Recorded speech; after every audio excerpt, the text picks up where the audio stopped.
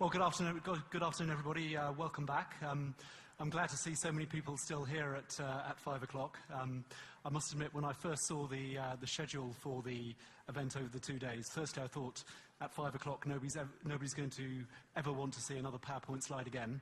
And also, I thought that if I'm scheduled to be on at 5 o'clock, then we wouldn't start to 6 o'clock. So I'm very impressed by the way Plum and the team have kept everybody to time. Exceptionally impressed by that. So job well done.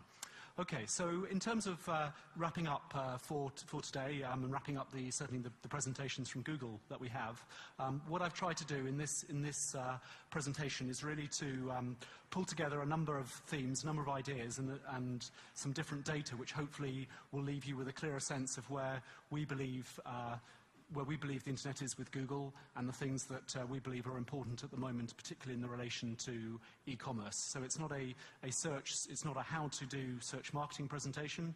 It's a presentation which aims to step back a little bit and give an oversight in terms of the type of things, the type of issues we believe are important. So I'm going to cover a little bit in terms of where we are with internet evolution, look at putting a bit of detail behind user activity, and then stepping back and saying, well, what is it that drives the search activity that we see online? I then want to come on and talk about what we see is quite an important relationship between search and how brands are presented. And then I'd like to start to finish off with notes from an economic slowdown, some things that we see have been happening over the last year in terms of the way that businesses responded to a slower economy, and then a couple of final thoughts to wrap up from there. Okay, so in terms of trying to put a little bit of sense around internet evolution, I just start with a little bit of data here. I'm sure you've seen variations on this type of data over the last 2 days or so. But if we're working up from the bottom, really, in terms of the different types of categories of online usage that we all as users demonstrate when we go online, you can see really still in the relatively early days of the internet, 2003, the search for information and the use and communication, they were the two main things. That's where we spent our time. E-commerce starting to grow, and the sectors community and entertainment much lower in terms of the amount of time people would spend online per month doing this different type of activity. Fast forward 4 years. Oops, okay. There we go. Okay, fast forward 4 years, and what we've seen is a slowdown in the rate of increase of information, also the consumption of information, a significant increase in the use of the internet as a communication medium, and an ongoing steady growth in e-commerce.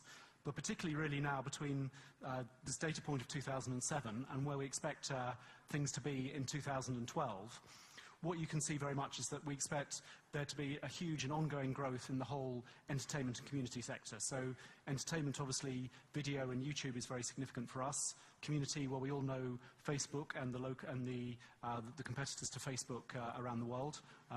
What's hopefully important to everybody here as a business trying to sell online or an agency trying to work with your clients online is the fact that e-commerce is relentlessly carrying on growing in terms of how users are spending their time online. If we put this into a timeline, we've all heard about Web 1.0 and so on. What I'd say is that, the early days, if we come back and we look at information and communication, those were the days when we first arrived as Google, when we had Hotmail, when we had Yahoo, and MSN as one of the early communication tools. But very quickly, as user numbers, which is the blue line, started to accelerate, we started really to see that huge, or the step change in not just people spending time on e-commerce, but in terms of people really spending money with e-commerce. And that was the time where brands, which I think everybody would be familiar with, e-commerce, Amazon, eBay, and many others, that's when they really started to grow. And what we see now in terms of overall level, user numbers have continued carrying on a global level, approximately 1.6 billion people now. So a fairly linear increase in the number of users online, but in what we'd call the Web 3.0 category, where the label isn't so much important, but what is important is that there's this whole evolution of community and entertainment tools which we didn't really have prior to 2004, 2005. Of course, it's very difficult to say when does communication stop and when does community start, and as you know, tools such as Facebook are used for many different purposes. But I think as we go through this, the important thing to understand is from your business point of view or from your client's point of view, are you still at that stage in terms of your own online web presence? Is your presence very much, is your site about conveying information? Is it really still brochureware for your products and services? Or have you very much moved on to that fully transactional stage? And it's surprising, even in what you'd think to be many of the developed markets, UK, Germany, Scandinavia, and so on, how many companies still don't have a fully transactional website? Or are you at the stage of Business 3.0 where your internet is far more than just a sales tool? It's very much a tool to engage with customers across many different levels.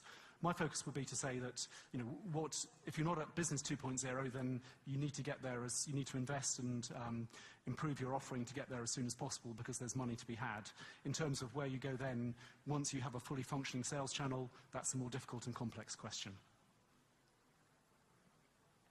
Okay, so a little bit more detail now in terms of, we've said a bit of the growth of evolution in context. Let's have a little bit of a look more at specific user activity when it comes to e-commerce.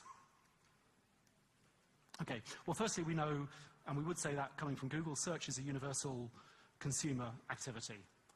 To be more specific about it, data from the UK, but it applies very much across other markets as well, that 81% of people, on average, variations by market, but use a search engine as the front door to enter websites. And this is very true, not just across markets, but it's also true across different sectors of the economy as well. So even with quite large, considered purchases, such as an auto purchase, a car purchase, you wouldn't be buying one of those Citroens nowadays, but at that level, 80% of people are now, certainly again, data from the UK, are starting their search for the product online. So the internet is very much the starting point, and search within that is the door to the internet. But the other thing is that the search behavior that we see, it's also personal to the user, obviously, and it's iterative. So the user will search, they'll find some information out, and then they'll come back and they'll do another search based on what they learnt on the previous search. And so what we're dealing with when we're working as Google and when we work with our clients, we're working with general overall patterns, but also the reality is that the behavior that you see and visitors that come to your site, it's an aggregate of all those individual behaviors from individual users. To try and make just try and make this a slightly more practical example, what we've done here, we did a lot of work about 12, 18 months ago in terms of looking at purchases online and then working backwards from those purchases to understand the user behavior in the period prior to the purchase itself. This is a travel industry example. There are examples from many other fields as well, but it's getting late and we want to see a picture of a beach. So what we have is a timeline here. But what I'd want you to bring out from this is that this is a customer this is an example timeline of a genuine customer who made a purchase for a travel product. In this case, actually, it was a purchase for a holiday in Cyprus. But they spent 33 days between their first travel-related search and their purchase investigating, researching that holiday. They made 11 searches in this case, and they made 28 site visits. And the brand that they chose was a tour operator brand called First Choice, quite active, bringing a lot of customers to the Black Sea, for example, here in Bulgaria. But what you can see here is that over that 33-day period, they actually made 7 visits to that customer site before they made the final purchase. And so what we see is that it's not a search, visit your site, maybe come back a second time and purchase. Certainly with a more complex product, there's an extended timeline, an extended number of searches, an extended number of site visits before the customer makes the purchase itself. That's a travel example. This is probably the slide doesn't come out so clearly, but this is an example of a similar pattern for people purchasing a lower ticket item, in this case a mobile phone. And what I really wanted to highlight here is that of the average research period for these mobile phone purchases was 27 days. So again, close to that 4-week, 1-month period. And what's interesting as well from a tracking point of view, and I'd also encourage you to, when you go back and you look at your sites and your client sites and look at the tracking, is the sheer amount of transactions that take place maybe up to 30 days after the initial search and site purchase. So in this example, in the study that we did, 42% of sales actually took place after 30 days after the initial search for the product. So, again, extended period of time. And in this case, we found that there were an average for mobile phone purchases of 8.5 searches prior to conversion. Moving back to travel customers, what we see here is that we saw a figure of 8.5 searches with mobile phones. With travel, it's a more involved purchase. It's a bigger ticket purchase. So as you'd expect, we see a slightly higher number. Though interestingly, not a significantly longer average period of time. In this case, in the study that we did, 29 days. So what I'd hope that you take away with in terms of customer search and purchase behavior from what we see, from all the data that we see, is that we're really talking about a 4-week period between the customer's initial search and their purchase, and we're talking about maybe 8, 9, 10, 11, 12 searches relevant in the product category that is relevant to the product they're purchasing. And the thing is that obviously don't forget that as a merchant, as you're trying to sell your product online, the customer is not just searching for that particular product, they're doing all sorts of other things online and maybe purchasing other products in other categories too. So when you get the customer on those times when you do get the customer to your site, you have to work very hard to make sure that they get the information that they need, and that you work as hard as possible to drive the conversion of the visit as early as you can do within the research process itself. Okay, so we've seen the extended period of time across which users search before they make a purchase. Other trends that we see, and again, this is quite consistent across sectors, is really, and it always surprises me to see, is really when buyers start their research process, they are incredibly undecided as to the brand or the actual product within the brand that they plan to purchase. These are again some data from the auto industry car example, and what we find is that the customer knows that they want to buy a car, but over half of them, 52%, they're undecided on let's say the type of car. Do they want a saloon car, an estate car, a sports wagon, a sports car itself? So they're not even clear on the broad sports category, and they're certainly not clear. Up nearly close to 1/3 are not clear on the make. Do they want we all want a Ferrari, but they're not clear on the make of the car. And then close to 70%, 69% are not clear, they're certainly undecided in terms of the actual car and model that they want to purchase. So very high numbers of, a very high level, I guess, of undecidedness and not unpreparedness, but undecidedness as to what it is that they actually want to purchase. Coming back to a travel example here, we asked, we did research which asked questions from the user in terms of when you wanted to, in this case, to make a flight purchase, what are the things that were true, or let's say, what did you just made your mind up about before you wanted to make the purchase? Now, as you'd expect, 75% of the top, they knew where they wanted to go. Business travellers knew where they wanted to go. Leisure travellers were open as to where they could be suggested to go. But what was interesting from an airline point of view is that only 8% of the customers, a tiny minority of the customers, had not decided which product, which airline, which brand they wanted to fly with. So what I'd be keen to stress from this is that users are searching actively. You have many opportunities to communicate with them as they search, but don't expect them to be clear at the Don't expect them to be clear at the start that they know which brand or which product they want to buy. So you have repeated opportunities to try and persuade them to come to your site or to your client's site.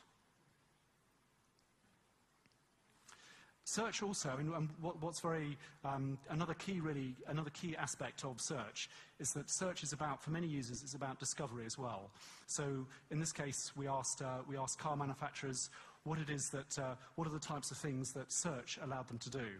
And I flagged up the top here in green. One of them was discovering new brands, and the other discovering new models. So you can't obviously search for something you don't know about. Throughout the research process, customers start to discover things obviously they didn't know before, and that hopefully is your product and your brand further down the line.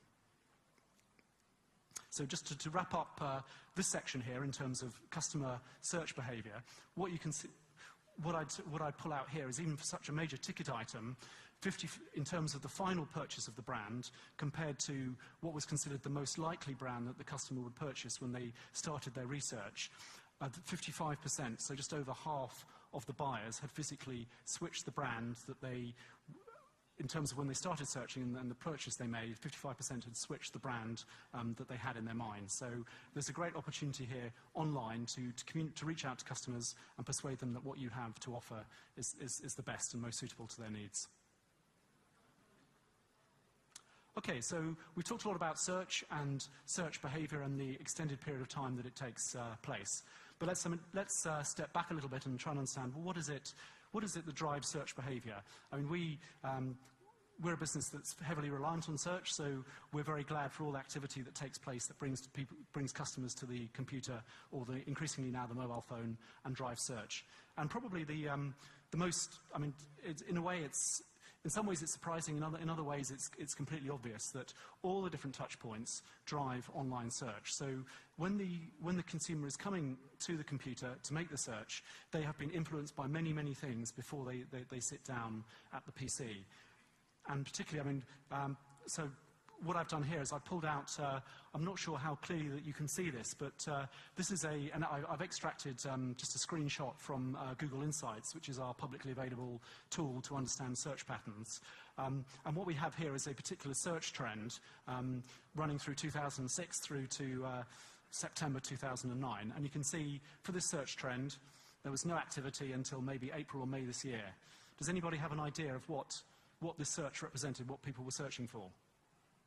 Any ideas or any guesses? Say again?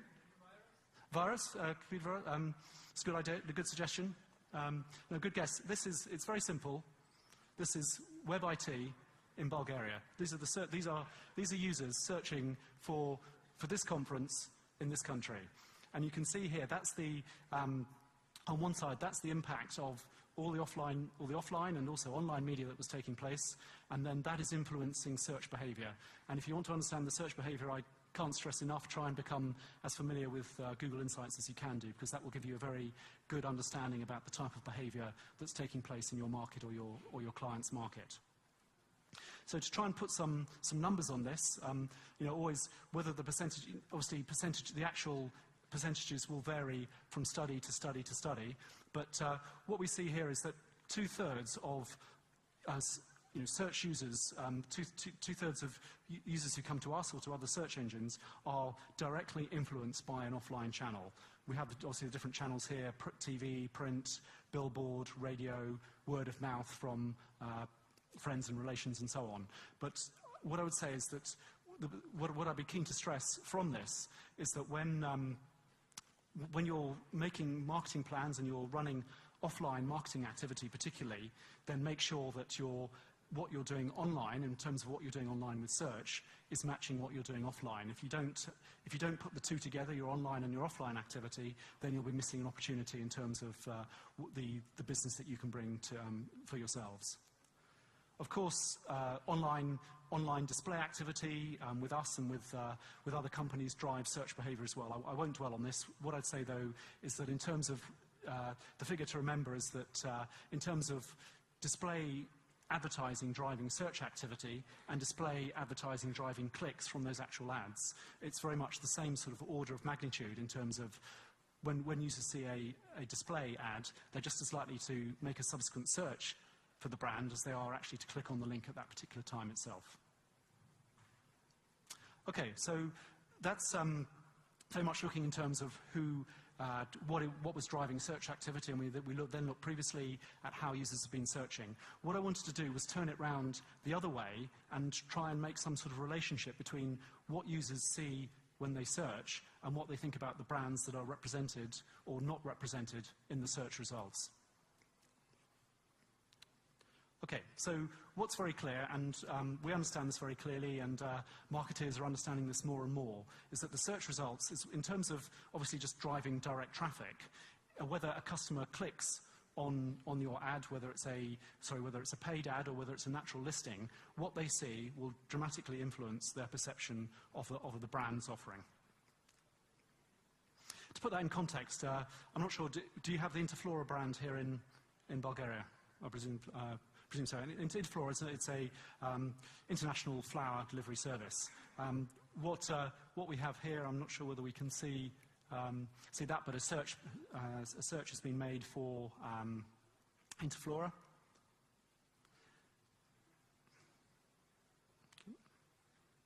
Sorry, can you press escape on the? Thank you. Okay, let's get that one. Okay, so what you see there is that Interflora, as a brand, they've recognised the importance. Not only they've got a natural listing. Their site is optimised, so when people look for the site, we list it first of all. They also serve up an ad at the top of the screen there. So you can see that they very much, in the customer's mind, they dominate the screen for their brand when the customer searches for their brand. It's not just that they will get incremental traffic on the basis of doing that, but there will also be positive attributes in terms of the way that the customer thinks about that brand in the future, and not just now at that particular point. So it's very true to say that you are judged by your PageRank. Many studies show that across multiple markets. And in terms of particular data points that we have here, we can see that 71% of users expect leading brands to be on, when they're making a relevant search, they expect leading brands to be there at the top of the search returns. And 36% of users link the placement to and where the customer is placed on the screen to the actual overall prominence of the customer within the market itself. So it's not just about driving traffic here and now, it's about using search marketing where you're not paying for the impression, you're only paying for the click, to also positively influence the way the customer sees your brand. Just a little bit more data which looks at this. We've done some research which has been aggregated across many different sectors, many different verticals. And if we look at different brand metrics, if we look on the left-hand side, what's the uplift in terms of the brand affinity? Do customers like your brand? Well, there's an 18% uplift if customers are regularly seeing your brand in the search results. A 14% uplift in terms of would the customer buy the brand. And what's most marked in terms of brand recall is, and in terms of this case prompted brand recall, is repeated exposure within the search results very much drives the recall of the brand in the customer's mind, which hopefully then in turn will drive them to search for your brand directly when they come back for their next search. Okay, so that was a quick overview of the relationship between search and brands. What I wanted to do now really for the second part of the presentation is to just pull out some points and some ideas that are very specific to, I guess, the last 12 months that we've had in terms of a slowdown in the global economy, and hopefully now coming out the other side of that. Before I go into some specific points, one thing that I wanted to stress is that over the last 12 months, over the economic slowdown that we've seen, users never stop searching. And in fact, if we look at, this is data from Comscore, there were 41% more searches in July this year versus July last year. So customers were increasingly coming online to search. I mean, huge figures, whether it's 100 billion, 113 billion searches globally, these are very, very big figures. What I aim to focus on is 41% increase. In Europe alone, that figure was 36 billion searches in July, so over 1 billion searches per day in Europe. Whether customers found, or whether people found happiness on Google, I'm not sure. We hope so at least some of the time. Okay, and again, another specific data point. What we have here, what I've just tried to show you specifically, what's the pattern been in Bulgaria itself. These are total searches on Google across all categories by month since 2007. And what you can see here is that we've had a steady evolution, and if we were to extend backwards, you'd obviously see that line trending down backwards as well. But if we took, let's say, August this year and August last year, 52% more searches on Google within this market. And I think it was 52% in July as well, 54% in August. So a very consistent trend. Despite the slowdown, customers are searching online increasingly. So what did we learn? What have we learned from the slowdown so far?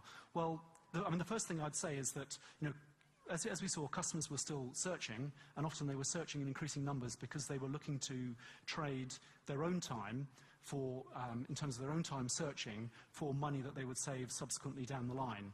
And there have been some very successful initiatives, particularly in the US, which looked at trying to give consumers a very good reason to buy right now or this week or this month rather than deferring the purchase. We've had it in the US, we've had it similar in the UK, but also other markets in terms of, for example, incentivizing car purchase.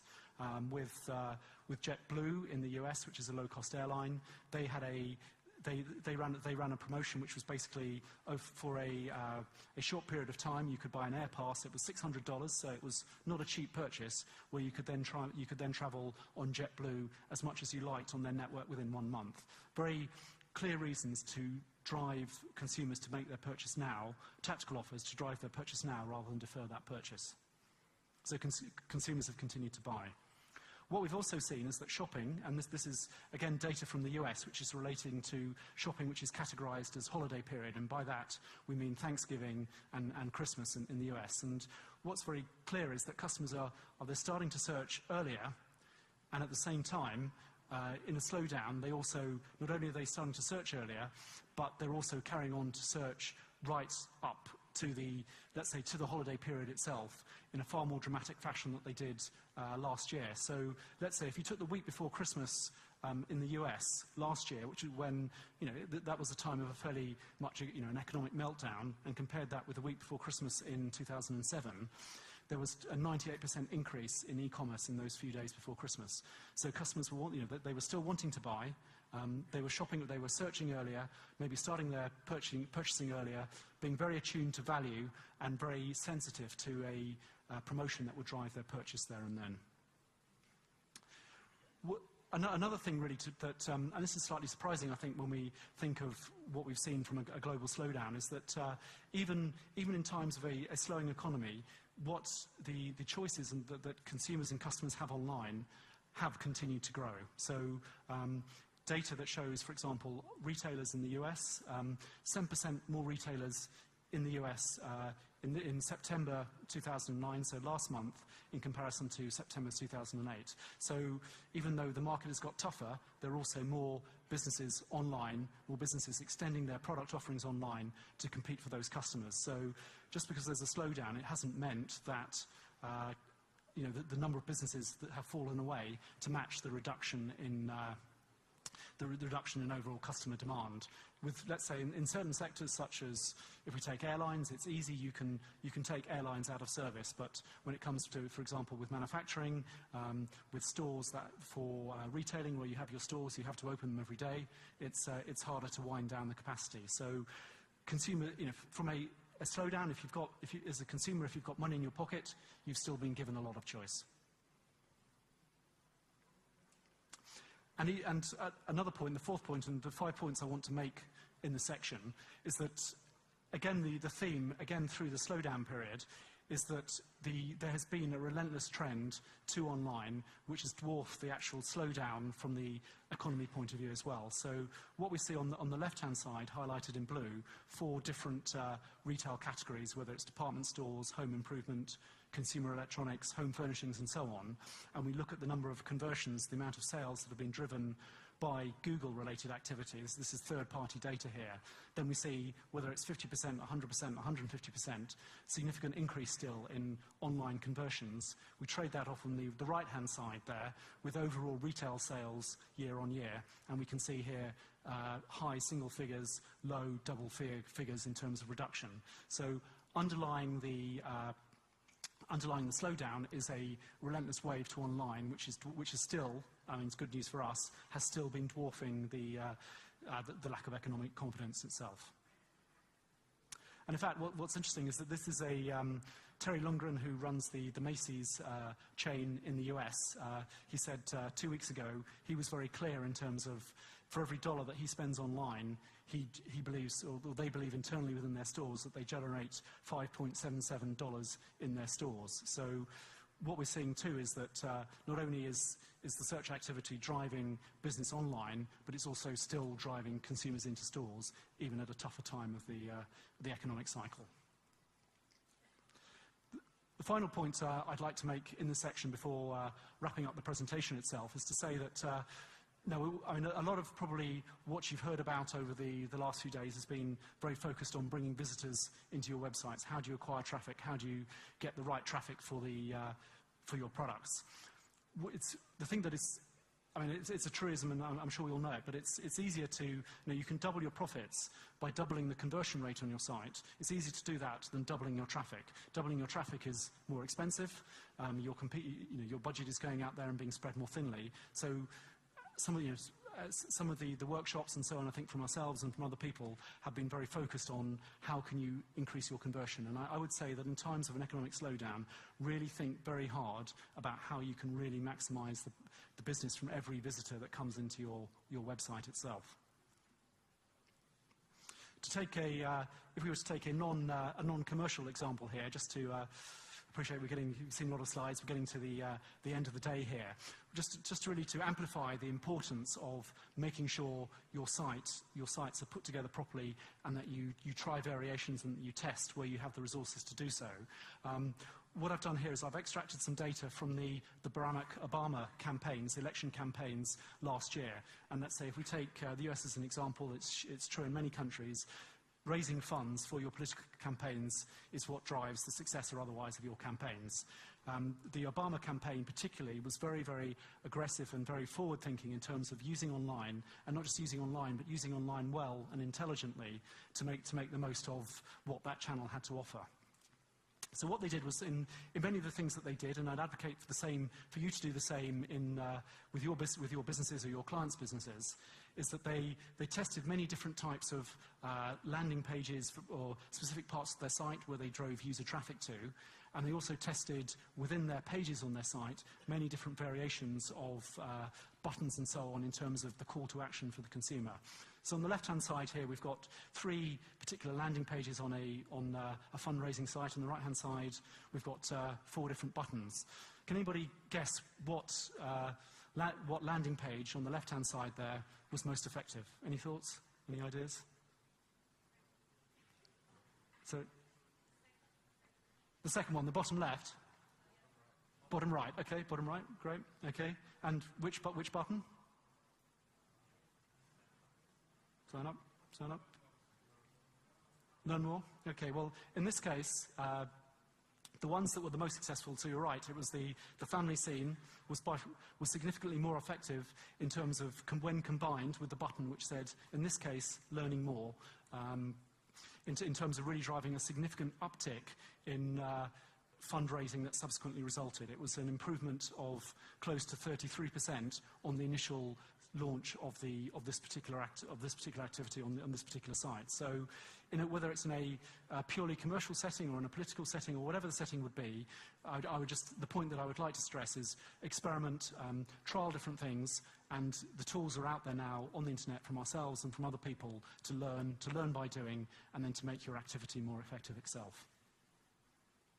Okay, so a couple of final thoughts. The next, really to wrap up and to say, well, and this really follows for those that were in on the panel discussion that took place yesterday, and we had the conversation in terms of is marketing more digital or is it not? I mean, and the chap from IAB really stressed that marketing is becoming digital-centric. I'd just really like to reinforce that point, and also really to stress that search is very much at the start of the consumer process, and it's integral to the whole decision process now, increasingly. So when you make your planning, when you run your planning for your business, and you plan the media and you promote your business, just make sure that search is as integral to those plans as it is to the consumer itself. Don't get left behind by the consumer. And to come back to another just point I wanted to make in terms of experimenting and measurement, particularly in tougher times, you have to do that more and more. However, as a consumer, as a business, don't also be afraid, I guess, in trialing things whether they work or whether they don't work. This is a shot here from a campaign that ran very recently in London, so ran last month in London. Maybe you've had similar things here in Bulgaria, I'm not sure, but it was the first time I'd seen them in London, where this was a campaign, so not an online campaign, but what happened was that cameras were set at the roadside by, in this case, by Castrol, the motor oil manufacturer, and they would take they would video the driver's number plate, and then further down the road, the driver would see a billboard with their number plate placed up there, and then in the meantime, in those few seconds between the video taking the shot of the number plate, the driver getting towards the billboard, Castrol will have looked at the licensing authority database, worked out what vehicle it was, and then shown an ad specifically for that number plate saying, this is the product that you need from us. So that's how far it's possible to take customization. In this case, and I just wanted to highlight that it's possible to take it too far. There was a huge outcry on the back of this, that this was taking invasion of personal data and privacy too far. The campaign was live for 4 days. The public outcry switched the campaign off. But all I'm saying here with this point is that try and be inventive and creative in terms of the ideas that you have to learn more about your customers and to use that information to reach them. There's a great quote I think I wanted to wrap up from Thomas Edison, the inventor of the light bulb, and it's truer today than I think it's ever been, that to have a great idea, you have to have lots of them. Some of them work and some of them won't. Well, I hope you've had lots of ideas through the course of the 2 days, and hopefully some ideas from the presentation today. So I'd like to say thanks very much at that point, and invite any questions, and I'll try and answer the questions that you have. So thanks very much.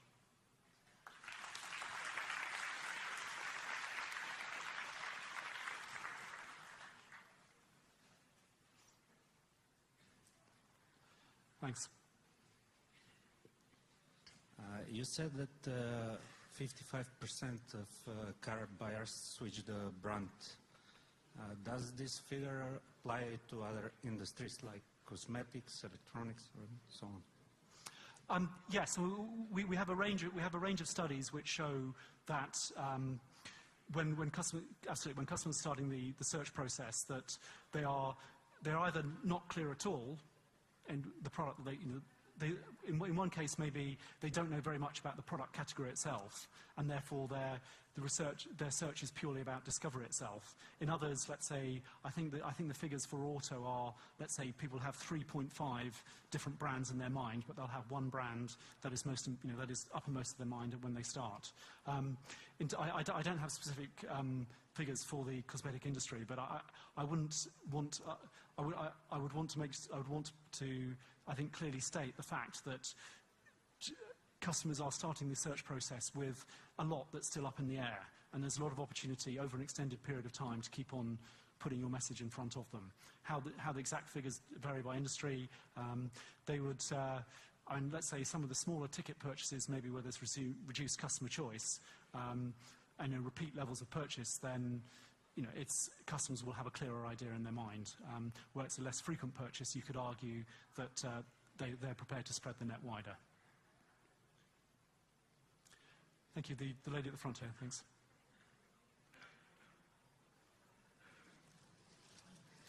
Well, you said that 67% of the online searches came from offline channel.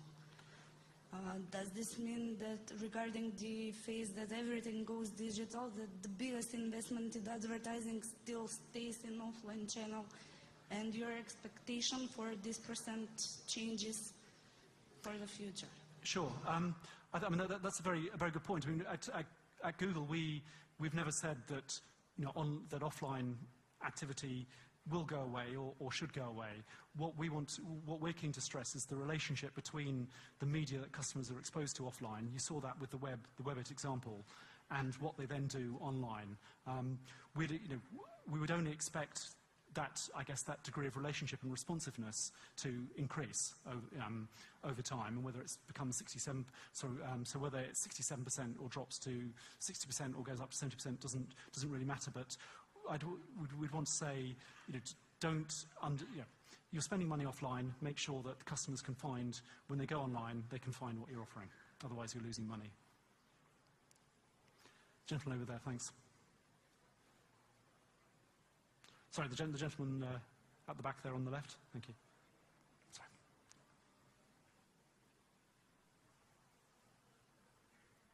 Thank you. I'm Konstantin Mikhailov from shopping comparison site Pazarui.com. I'd like to ask in relation to one of the slides with stating that internet would not be a good source of information in the future related to the past. So an increasement in information role will not be that great. How can you interpret this? Sorry, so the question that there's... How do you interpret the smaller role of information giving of internet in the future? Okay, sorry. So the slide right at the start in terms of how. Okay, so what those slides were showing, it was there was the amount of time users spent online doing a particular type of activity. So it wasn't that they were spending less time looking for information.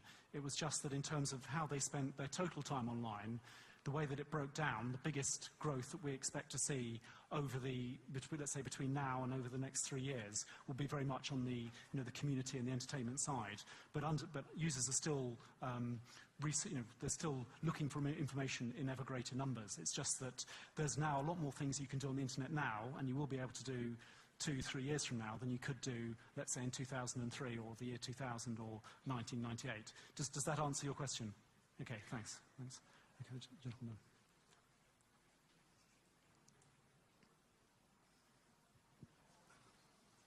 Hello. I would like to ask, can you transpond the data about the high level of undecidedness to the services sector? Is it similar to the shopping? I mean, specifically, I suppose if you say that I guess you'd have to distinguish between the business-to-business environment and the business-to-consumer environment. But in terms of the studies that we've seen, whether you're actually buying a physical product, something that's going to be shipped to your door, or buying a service that you'll experience at some point in the future, then it's certainly very true. I mean, I think if you take the sectors that grew very early on in terms of e-commerce, I mean, obviously products with the retail sector and the consumer electronics sector, but also in terms of services for finance and travel, and very high levels of research and subsequent purchase of a service online. So definitely in terms of what's true for those sectors, whether they're services or products, is in terms of undecidedness and switch and so on, is true. Thanks. Hello.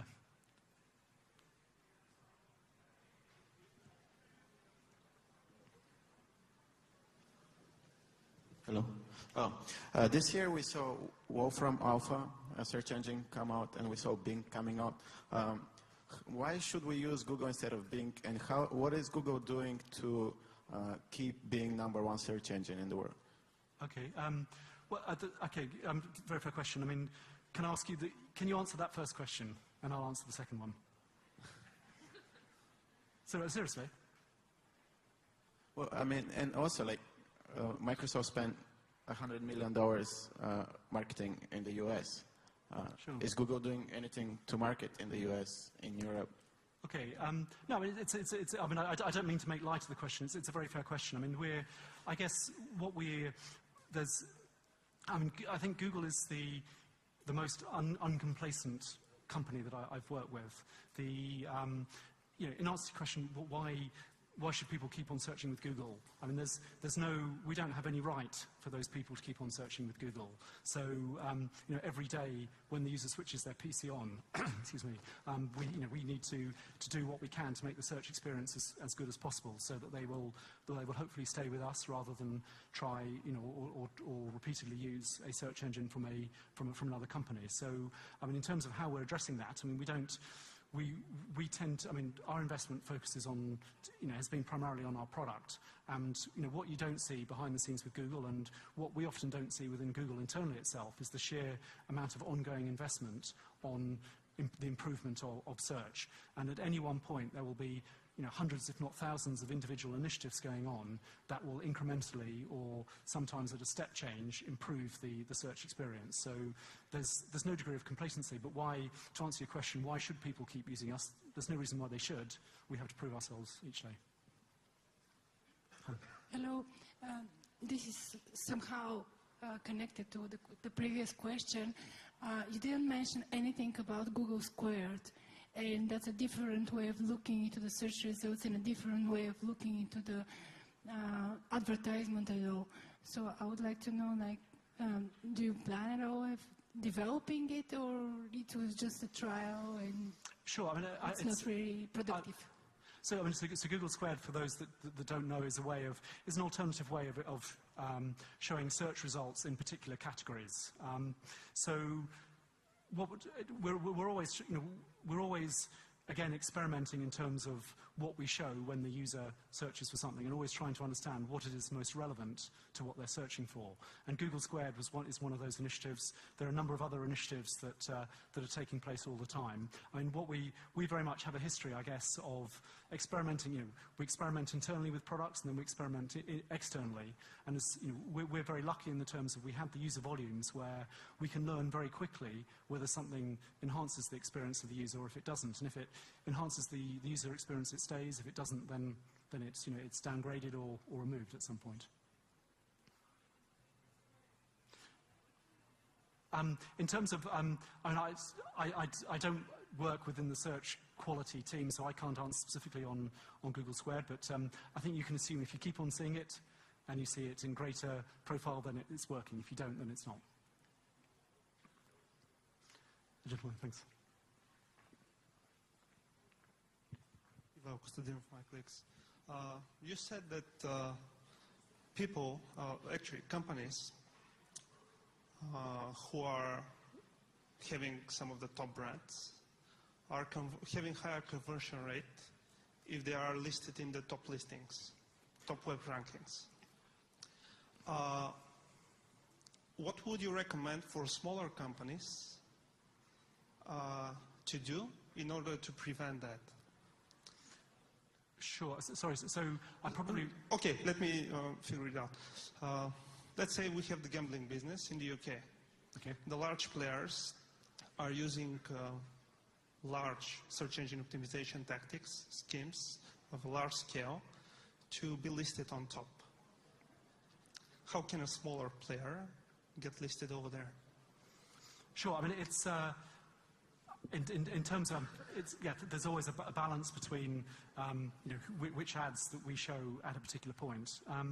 What I would say is that, I mean, just firstly on the first point, I probably wasn't very clear with the data, but that data didn't relate to necessarily improved conversion. It related to perception of the brand in the customer's mind. But particularly in terms of responding to the question, how as a smaller player do you become, do you get yourself listed alongside the bigger players? And what I'd say, I mean, if you say that where you appear in the page search engine ranking, it's a product of really the relevance of your ad and the bid that you're prepared to pay. You're not going to be able to be prepared to outbid. You're not going to be able to outbid the big guys. So what you have to do is to really work very hard to make the ads that you have relevant, explicitly relevant to the exact user, to the exact search the user is making. I mean, as an example, we've had, in a travel example, booking online travel agencies that have grown from a very small base to become very powerful players, and they've done so by doing search marketing based very tightly tailored, niche by niche to what the user is looking for. So they would manage keywords, they would manage campaigns with keywords, with tens of millions of keywords. And what they would do is they would develop a very, very high relevance between individual searches, their ad, and then our system would learn that for that search, the customer would click on their ad more often than not, and then for a certain level of bid, they would then come higher up in the rankings. So I think as a smaller player, you can really focus on relevance and tailoring to searches at as a specific level as possible, because you won't be able to outbid the guys unless you're then earning a lot more money subsequently from the business that is transacted on the site itself. Okay. Sorry, the gentleman right at the back, thanks.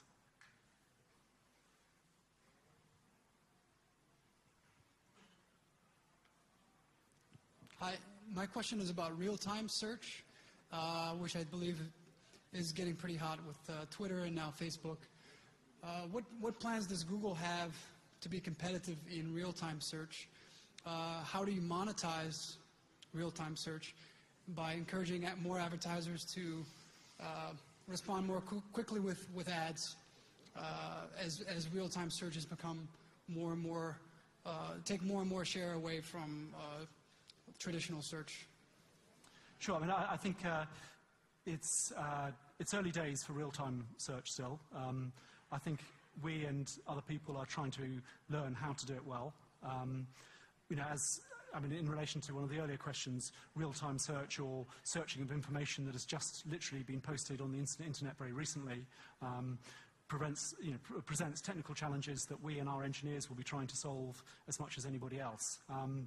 We've also been through similar phases, for example, with video search. And if you take YouTube now, YouTube is the second largest search engine in the world in terms of as a destination where searches take place, but a whole different range of technical problems. So how we'll try to solve it with the resources that we have. I don't think anybody has the answer. How you monetize it, that is, again, another question again. With Google, we tend to try and get the services to work and to get them to work at scale first, and then we work out how to earn money from them afterwards. Okay, thank you. So I think one last question, then we'll have to finish up. Thank you. So just the gentleman at the back, thank you for one last question. Oh, you don't want the question? Okay. Okay, sorry, just one more, thank you. Sorry.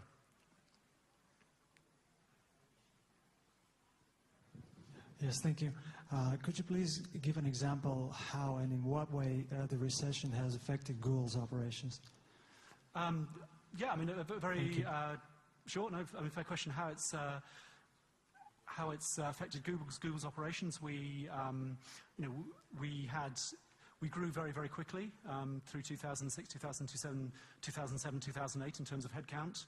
We had a lot of people who were working for us who were on contracts, weren't full-time Google employees. We went through a phase, quite aggressive phase last year, in reducing our headcount on the expectation that things were going to slow down. We're now at the stage actually of starting to hire quite aggressively again. Our CEO in August talked about he believes that the economy and Google, again, we've turned the corner. So like any other business, we look at our costs and we try and understand what's going to happen in the future and when we respond accordingly. So, yeah, I mean, whether it's the phasing of investment or headcount within the business, or the typical type of things that any business would do, that's how we respond. Okay, so I think we're time out, so thanks very much.